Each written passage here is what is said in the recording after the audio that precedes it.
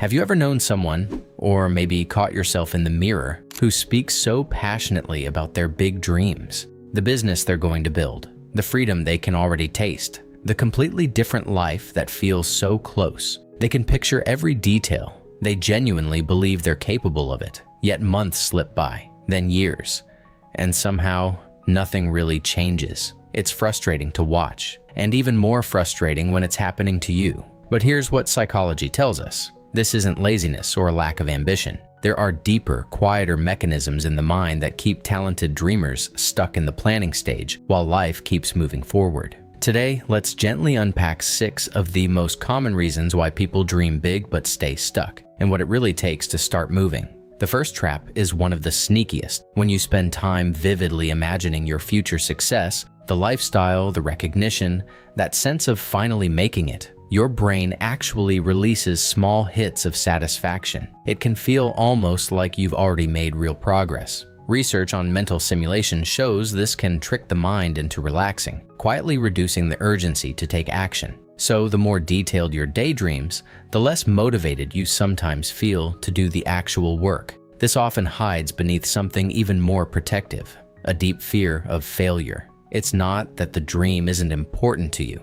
It's that trying and falling short threatens something bigger, your self-image. As long as the goal stays in the realm of someday, it remains perfect and safe. The moment you take real steps, you risk proving to yourself and to others that maybe you're not as capable as you hoped. So the mind cleverly keeps you in the safe zone of planning and talking instead of risking the dream. Another common pattern is waiting for the perfect moment when you'll finally feel ready.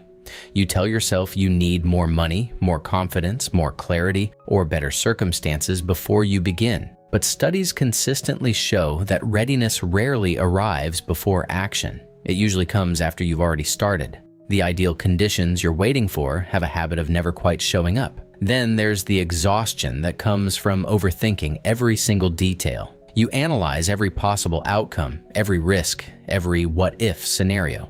It feels responsible and smart, like thorough preparation. In reality, all that mental energy drains you. By the time you could actually begin, you're already mentally tired. The brain convinces you that thinking harder equals doing better, so you stay stuck in analysis. At a deeper level, this pattern often comes down to identity. Your mind is wired to protect the story you tell about who you are. If somewhere inside you hold beliefs like, "I'm just not a disciplined person," or "I never finish what I start," any action that challenges that old identity creates uncomfortable tension. Moving toward a big dream means stepping into a slightly new version of yourself, and the brain will quietly sabotage efforts that don't match the familiar old self. Perhaps the most seductive trap of all is becoming addicted to potential instead of to the actual work. Talking about your dreams feels exciting. It gives you a sense of identity, possibility, and even a little social validation. The future version of you looks so impressive. But real progress?